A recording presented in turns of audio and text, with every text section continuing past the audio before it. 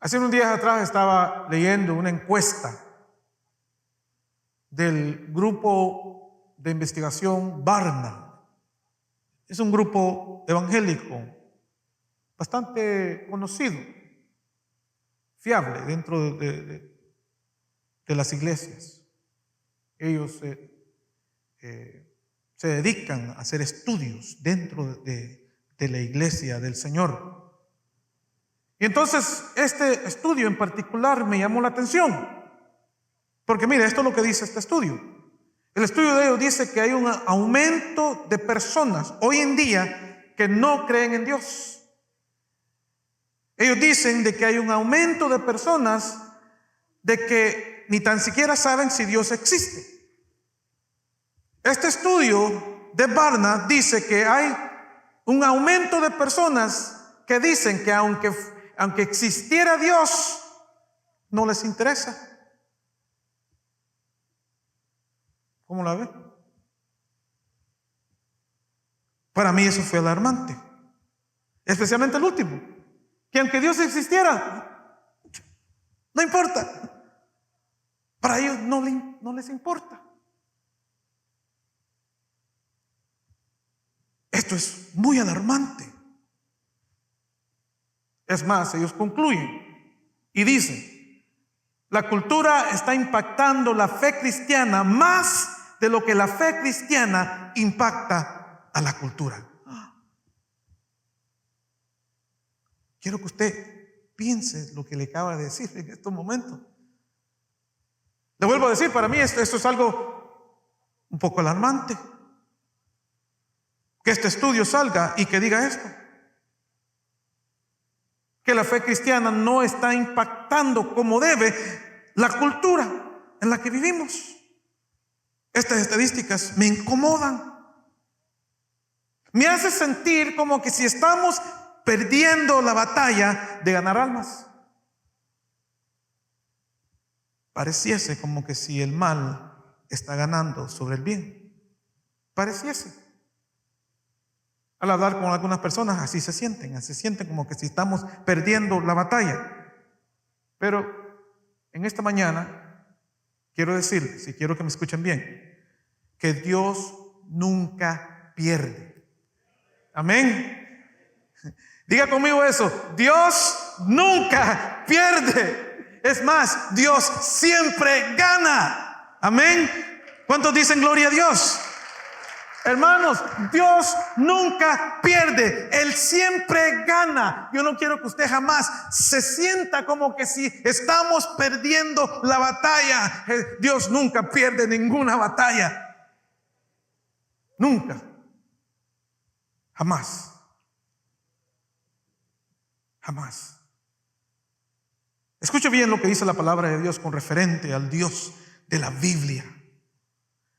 La Biblia nos dice que nuestro Dios es Jehová Rohi, que quiere decir Jehová es mi pastor. Es Jehová Jireh, el Dios proveedor. Jehová Nisi, mi escudero. Jehová Shalom, Él es mi paz. Jehová Shama, el Dios que siempre está. Nuestro Dios es el autor de salvación. Hebreos capítulo 2 versículo 10. Él es el Dios de Abraham, de Jacob y de Isaac. Él es Dios de la gloria. Él es el todopoderoso. Él es el Padre eterno. Él es el principio y el fin. Él es el Dios sanador. Él es la resurrección y la vida. Es el Mesías que ha de venir.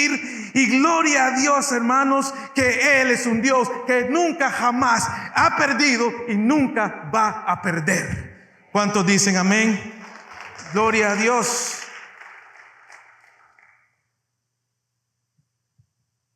Sin embargo, están estas encuestas, ¿verdad?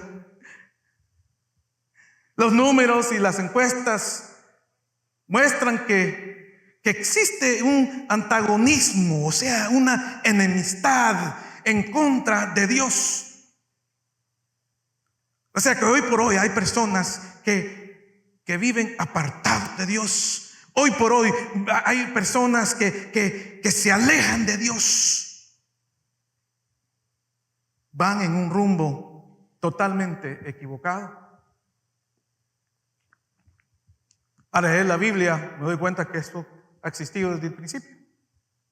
Desde Génesis Desde Génesis la gente le ha declarado la guerra a Dios.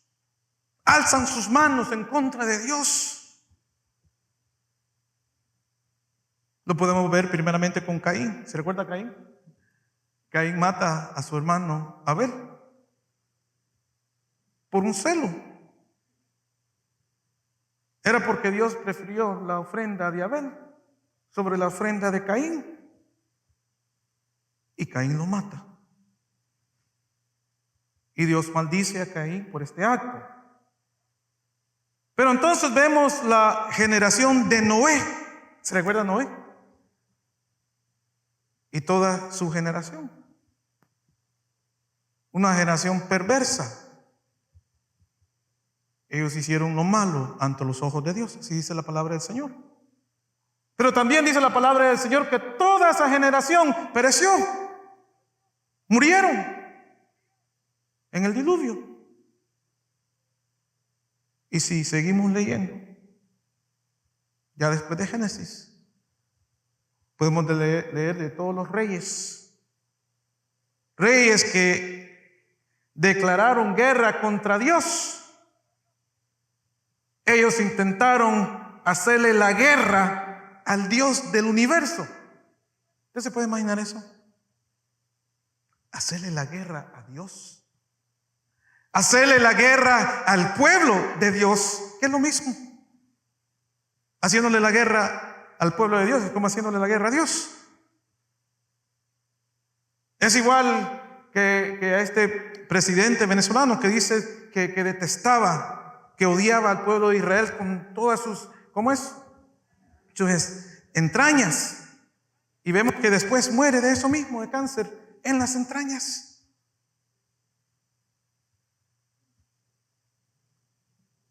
Y así como Hugo Chávez, han habido personas en todo el tiempo de la historia que han querido declararle la guerra a Dios. Les voy a decir, no es una decisión muy inteligente. Y vemos en la palabra de Dios que vez tras vez son derrotados. Hay un rey en particular que me llamó la atención. Dicho sea de paso, he titulado este mensaje, Dios nunca pierde. Y había un rey en particular que le hizo la guerra al pueblo de Israel. O sea, que le hizo la guerra a Dios. Pero Dios nunca pierde. Dios siempre gana. Él es un rey asirio. Y este rey asirio le declara la guerra a los israelitas. El rey en ese entonces era el rey Ezequías. Nosotros acabamos de regresar de Israel con mi esposa. Y este rey era un buen rey. Y mire, una de las cosas que él hizo en su tiempo, estamos hablando casi 3,000 años atrás, él hizo unos conductos de agua bajo la tierra. Y él, estos conductos, ¿verdad?, pudo dirigir el agua hacia adentro de la ciudad, bajo la tierra. Cosa increíble. Entonces, este rey asirio le declara la guerra a este rey, el rey Ezequías. Pero vemos algo interesante de este rey Ezequías. Él pudo haber llamado a todo el ejército, armarse hasta los dientes y tratar de ganarle a este rey asirio, aunque era imposible porque este rey asirio era mucho más superior en lo que es guerra. Pero miren el tacto que usa el rey de Ezequías. Y está en 2 de Reyes capítulo 19, versículo 15 y el 16. Y dice así, escucha bien lo que dice. Y oró Ezequías, ese fue el tacto de Ezequías. Él oró. Y oró Ezequías delante de Jehová diciendo: Jehová Dios de Israel, que moras entre los querubines, solo tú eres Dios de todos los reinos de la tierra. Tú hiciste el cielo y la tierra. Ahora escuche bien lo que él le va a pedir acá.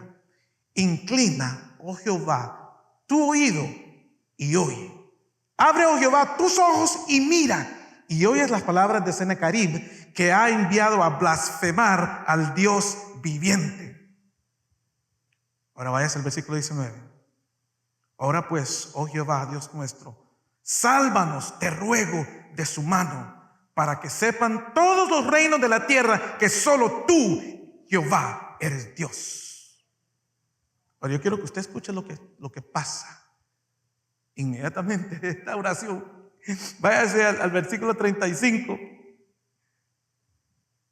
Y dice ahí la palabra del Señor que el ángel de Jehová vino y mató, escuche bien esto, a 185,000 de sus soldados. Y ahí está, 185,000 de sus soldados. Dice que al próximo día, al levantarse, estaban todos los cuerpos muertos. Pero si usted sigue leyendo esta historia en capítulo 19, usted va a leer de que ese rey huye. Al ver lo que había pasado, al ver de todos sus soldados muertos, él dice que ese rey huye. Y dice que al regresar a la casa, que sus propios hijos lo agarran y lo matan. Hermanos, iglesia, Dios nunca pierde. Él siempre gana. Él es el que está siempre en el control. Y esto lo vemos en todo el Viejo Testamento, pero también lo vemos en el Nuevo Testamento. Quiero que usted vaya ahora a Hechos capítulo 12. Vamos a enfocarnos ahí. El libro de Hechos es un libro magnífico. Es aquí donde Lucas escribe los comienzos de la iglesia del Señor. Es aquí donde Lucas escribe cuando viene el Espíritu Santo sobre la tierra para quedarse. Fue un tiempo maravilloso. Y dice la palabra del Señor que habían cientos y cientos y cientos y miles de personas que entregaron sus vidas al Señor. Y estamos hablando judíos.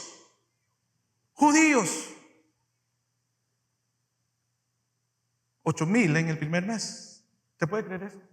8,000 judíos en Jerusalén, todos convertidos al Señor. En Jerusalén, en la ciudad, en la capital de Israel. Como les acaba de decir, Janet y yo acabamos de venir de Israel y precisamente estuvimos en Jerusalén.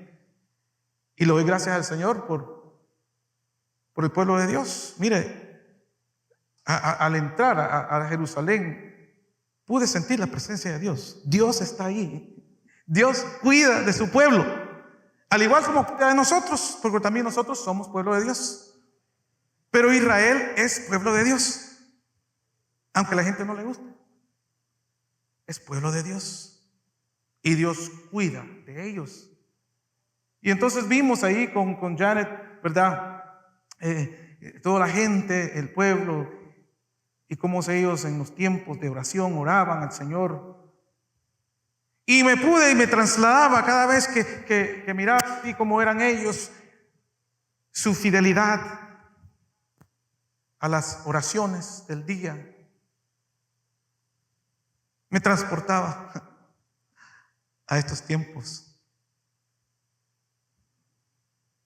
En el capítulo 12 vemos de que en esos precisos momentos la iglesia estaba siendo perseguida. En ese entonces estaba en el poder un rey, su nombre es Herodes Agripa. Herodes Agripa. Ahora de pronto usted se va a recordar del abuelo de Herodes Agripa. El abuelo de Herodes Agripa era Herodes el Grande. ¿Sabe quién era Herodes el Grande? Herodes el Grande, su abuelo, era un rey que en un tiempo quería encontrar al niño Jesús. En la Navidad siempre contamos la historia, ¿verdad? Que Herodes quería encontrar al niño Jesús. ¿Para qué? Para matarlo. Porque según él era el único rey. No podía ver otro rey sino él. Y mató muchos niños para tratar de llegar a Jesús. Nunca lo hizo, nunca lo logró. Ese era su abuelo. Entonces ahora su nieto Herodes Agripa es el que está en el poder. Y era malo. Todos ellos. Gente mala. Gente mala. Escuche bien lo que sucede aquí en el capítulo 12, Hechos capítulo 12. Lea conmigo Hechos 12, el versículo del 1 al 5, para así entrar en materia, para que usted entienda qué es lo que está sucediendo, qué es lo que está pasando, cuáles son las intenciones de este rey malévolo. Y dice así la palabra del Señor, Hechos capítulo 12, versículo 1. En aquel mismo tiempo el rey Herodes echó mano a algunos de la iglesia para maltratarles. Y mire, escuche bien lo que hace. Y mató a espada a Jacobo, hermano de Juan. ¿Se recuerdan de ellos? Ellos eran los discípulos de Jesús, discípulos íntimos de Jesús. Él tenía 3, estos 2 hermanos y Pedro. Aquí podemos ver de que él agarra a uno de los hermanos, Jacobo, y lo mata. Y viendo que esto había agradado a los judíos, procedió a prender también a Pedro. Eran entonces los días de los panes sin levadura. Que habiéndolo tomado preso, le puso en la cárcel, entregándole a 4 grupos de 4 soldados cada uno. Y quiero que usted visualice esto. Lo agarró a Pedro, lo metió en la cárcel y lo cuidó. Mire, con 4 grupos de 4 soldados cada uno, para que lo cuidaran. Y entonces él proponía sacarlo al pueblo después de la Pascua. Ahí es que él lo iba a matar. Él lo iba a hacer públicamente. Él lo iba a mostrar ante todo el pueblo de que él lo tenía a Pedro y que lo iba a matar. Y que él lo iba a matar enfrente de todos. Así que Pedro estaba custodiado en la cárcel, pero la iglesia hacía sin cesar oración a Dios por él. Una de las armas más grandes que tiene la iglesia del Señor en este momento es la oración. ¿Cuántos dicen amén? Es la oración. La palabra del Señor aquí dice que él agarra a Jacobo. Jacobo es uno de los apóstoles en ese momento. Pero tristemente aquí dice la palabra del Señor que lo logra a matar, lo mata a espada. Esto fue una gran pérdida para la iglesia en ese momento. Y quizás los demás se sentían que todo se había perdido. Porque a veces eso es lo que pasa con nosotros. Cuando hay pérdidas en nuestras vidas, llámese trabajo, llámese lo que sea, ¿verdad? De las cosas que a veces nosotros sufrimos en la vida. Y nos sentimos que todo se viene abajo, nos sentimos como que si ya no hay más. Y tiramos la toalla. Y me puedo imaginar que esto sucedió, que esto era el sentir de los hermanos en esa primera iglesia, al saber de que Jacobo, uno de los apóstoles de Jesús, uno que caminó con el Señor, porque esa es la definición de un apóstol, uno que caminó directamente con Jesús. Eso es un apóstol. Jacobo era un apóstol. Pero aquí vemos que lo matan. Es uno de los primeros apóstoles que agarran. Es uno de los primeros apóstoles que mueren por la causa de Jesús. Interesantemente, el hermano de él, Juan, él no muere. Él muere, pero no lo matan así. Es más, Juan es el que escribe el último libro de la Biblia, que es el Apocalipsis. Voy a hablar un poco sobre eso al final. Y vemos de que Dios lo mantiene vivo a Juan. Pero la intención de Herodes era de capturarlos a todos. La intención de Herodes es de agarrarlos a todos, matarlos a todos y ya salirse, según él, del problema. Y aquí la palabra del Señor dice que agarra al apóstol Pedro. ¡Wow! Pero ese versículo 5 me llama la atención.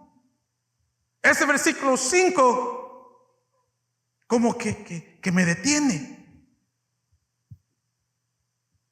Y dice, pero la iglesia hacía sin cesar, o sea que no paraba, hacía sin cesar oración a Dios por Pedro. O sea que la iglesia todos estaban unidos. Había unión, estaban en un solo sentir, toda la iglesia orando por Pedro. O sea que hay poder en la oración. Hermanos, hay poder en la oración. Este viernes que pasó, sucedió algo maravilloso. Los que estaban acá, habíamos un buen grupo que llegamos el viernes. Y no era nada planeado, porque así es el Señor. Y de un momento a otro, hermanos, sentimos el poder de Dios descender sobre lo que estaba sucediendo en ese momento. ¿Y sabe lo que estaba sucediendo? Que todos los hermanos presentes en ese día, este viernes que pasó, estábamos orando. Lo estábamos orando los unos por los otros, hermanos, y sentíamos el poder de Dios. No queríamos parar en ese momento, porque sentíamos la presencia de Dios, porque hay poder en la oración. Amén. Y ayer en la mañana estuve un momentito con los hermanos que llegan a la oración los sábados, y les digo a los hermanos, no paren lo que están haciendo. No importa que sea solo unos pocos, no importa, porque lo que el Señor vaya a hacer no va a depender de las cantidades de personas, va a depender de la fidelidad cada uno que tiene con el Señor en la oración. En la oración. Y dice aquí la palabra del Señor que la iglesia estaba orando, no paraban de orar. Ellos confiaron en Dios, ellos sabían que Dios iba a liberar a Pedro. No sabían cómo lo iba a hacer, pero ellos sabían que algo iba a suceder. Era una situación muy difícil, estaban siendo perseguidos. Herodes no paraba. Y él no paraba porque, déjeme decirle algo sobre Herodes. Herodes en ese momento no es que él estaba en contra así de los cristianos porque él realmente los odiaba, no, nada que ver. Él era un político. Y entonces él quería estar de buenas con los judíos. Eran los judíos que tenían el problema grande con los cristianos. Cristianos así de la noche a la mañana comenzaron a crecer, y eran miles y miles y miles de cristianos judíos en Jerusalén, en la capital. Imagínense eso. Para ellos esto era un problema, una vergüenza para ellos. Entonces Herodes sencillamente él quería estar de buenas con los judíos. Era todo político para él. Es por eso que él comenzó a perseguirles. Herodes es un hombre educado en Roma, un político. Él quería sencillamente ser popular dentro del pueblo judío. Entonces por eso que él perseguía a los cristianos. Para este capítulo 12 ya habían posiblemente 25,000, 30,000, entre 20 y 30,000 cristianos. Solamente en ese primer mes, después de que cayó el Espíritu Santo, habían 8,000. Sabemos eso sí sabemos. Pero dice la palabra del Señor que ellos seguían creciendo, así como la iglesia, así como nuestra iglesia, que sigue creciendo. Gloria al Señor, ¿verdad? Por ello, ¿cuánto le dan gloria al Señor? Gracias al Señor, porque es Dios quien da ese crecimiento. Pero aquí Herodes quería matar primeramente a los líderes. Ese era su plan. Él quería parar este movimiento, este nuevo movimiento llamado el cristianismo. Pero si usted regresa al capítulo 5, usted se va a dar cuenta de que hubo una persona que les dijo: tengan cuidado con este movimiento de los cristianos. Su nombre era Gamaliel. Él era uno de los grandes líderes de Israel. Es más, Pablo estudió bajo los pies de Gamaliel. Era un hombre muy sabio. Y les dice: miren, aguántense con estos cristianos. Aquí yo no estoy seguro, yo no estoy con ustedes con esto.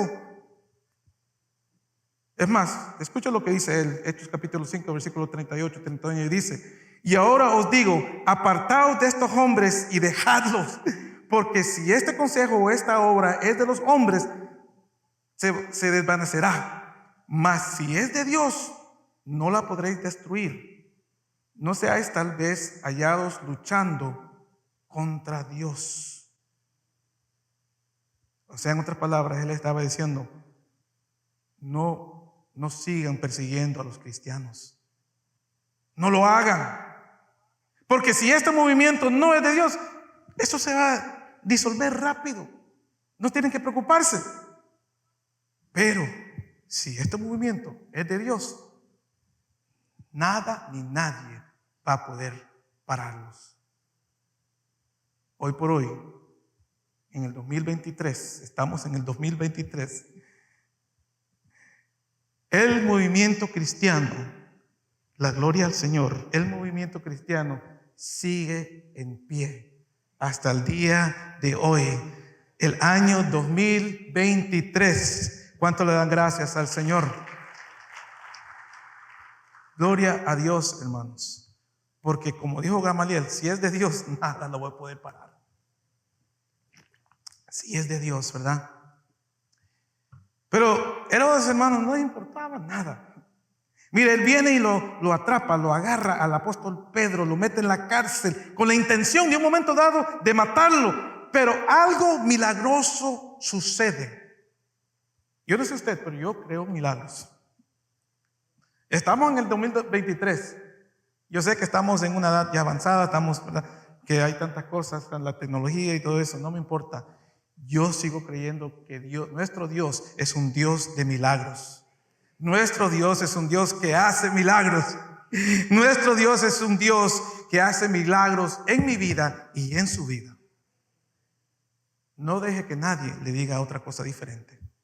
No deje que nadie lo engañe con eso. Nuestro Dios, dice la palabra, es el mismo ayer, hoy y por los siglos. Su esencia no cambia. Él es el mismo, el Dios poderoso. Y algo sucede. Vaya conmigo, Hechos capítulo 12, versículos 6 al 11. Esto es, hermano, esto es poderoso lo que vamos a leer acá. Aquí Lucas nos narra, él nos describe esto. Hechos capítulo 12, versículos de 6 al 11. Y dice, y cuando Herodes le iba a sacar, aquella misma noche estaba Pedro durmiendo entre los soldados, sujeto con 2 cadenas, y los guardas delante de la puerta custodiaban la cárcel. Voy a aguantarme un momentito, quiero que usted visualice bien lo que está sucediendo, porque muchas veces, hermanos, nos encontramos con unos retos muy grandes en la vida, donde pensamos nosotros, es imposible, aquí ni el médico chino me puede salvar. Es posible que usted diga eso. Aquí Pedro estaba en una situación muy difícil. Él estaba encadenado con 2 soldados encadenados con él, y al frente de él habían otros guardias, y enfrente de ellos habían otras guardias en la puerta. O sea que una situación, humanamente hablando, imposible. Pero aquí donde viene el Dios de milagros, la palabra de Dios dice que, ¿verdad?, que no hay nada imposible para Dios. Es más, dice que todo es posible para nuestro Señor. Todo es posible. Mira lo que sucedió. Versículo 7, y aquí que se presentó un ángel del Señor, y una luz resplandeció en la cárcel, y tocando a Pedro en el costado, le despertó diciendo, levántate pronto. Y las cadenas se le cayeron en las manos. Mire, llegó el ángel. Y dice que resplandeció. Usted va a poder creer que Pedro todavía estaba dormido. Porque a veces así somos nosotros, que Dios está haciendo el milagro y nosotros, hermanos, estamos durmiendo. No creemos de que Dios está haciendo ese milagro en nuestras vidas. Dice que lo tuvo que levantate, hombre, apúrate. ¿Te fijó eso? Levántate pronto, le dice. Dice que las cadenas se le cayeron de las manos, y le dijo al ángel, cíñete y átate las sandalias. Y lo hizo así, y le dijo, envuélvete en tu manto y sígueme. Y saliendo le seguía, pero no sabía que era verdad lo que hacía el ángel. Aún así todavía, hermanos, él estaba como que dormitado, qué sé yo, que no sabía qué es lo que estaba pasando, porque estaba totalmente dormido, mientras el milagro se estaba sucediendo. Vuelvo a decir, muchas veces el milagro está ocurriendo y a veces nosotros ni cuenta nos damos. Y dice, entonces habiendo pasado la primera y la segunda guardia, llegaron a la puerta de hierro que daba a la ciudad, la cual se les abrió por sí mismo, y salidos pasaron una calle, y luego el ángel se apartó de él. O sea que ya, cuando él ya estaba afuera de la cárcel,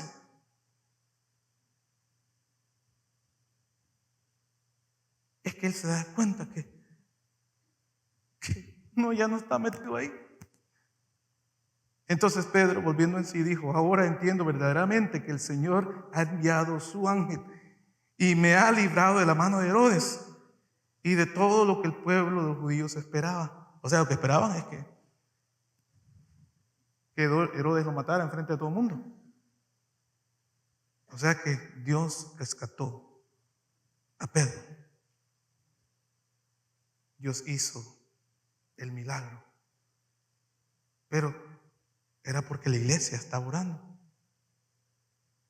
Porque así es que suceden los milagros. Porque tenemos fe en el Señor. El pueblo está orando. Nosotros confiamos que el milagro puede suceder. Y usted sigue leyendo, el Pedro llega donde están los hermanos y les toca la puerta. ¡Hey, ábreme la puerta, hombre! ¡Ábreme la puerta! No, miren, los hermanos adentro no lo podían creer que era Pedro, porque ellos sabían muy bien de que, así como Jacobo, es imposible que Pedro salga de ahí lo van a matar. Eso es lo que pensaban todos los hermanos, lo que pensaba cualquiera, ¿verdad? Pensara eso. Sin embargo, los hermanos estaban orando. Pero eso es lo que sucede muchas veces. A veces estamos orando y como que aún así no creemos que Dios puede realmente hacer. Miren, tocaba la puerta. ¡Hey! Ábranme. Dice que al abrirle la muchacha, dice que le volvió a cerrar la puerta porque no creía que era Pedro. Y los hermanos hasta finalmente que se dieron cuenta de que sí, era Pedro. Y le daban gloria a Dios. Le daban gloria a Dios. Hermanos, iglesia, Dios nunca pierde. Él siempre gana. ¿Cuántos dicen amén? Gloria al Señor. Saludos, les habla el pastor Manny. Agradecemos mucho por su sintonía. Para nosotros es de gran bendición. Si a usted le gustó el mensaje de hoy, tenemos la opción de que usted lo puede bajar a su computadora, compartirlo con otros. Visítenos a nuestra iglesia aquí en Boynton Beach. Dios lo bendiga mucho.